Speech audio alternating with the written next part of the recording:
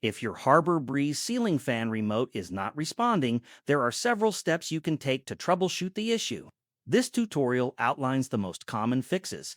Steps to fix the remote. First, replace the batteries with a fresh set. Dead or weak batteries are the most common cause of remote failure. Make sure the batteries are installed in the correct direction.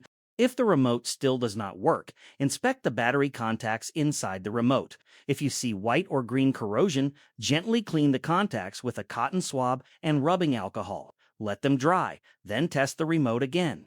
If the remote still does not work, nearby wireless devices such as Wi-Fi routers, smart home equipment, or baby monitors may be causing signal interference. Try turning them off temporarily and test the remote again. Finally, turn off the breaker and check the wiring inside the fan canopy.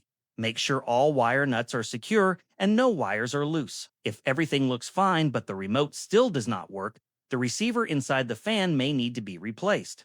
Limitation: if the receiver is faulty, replacement is required.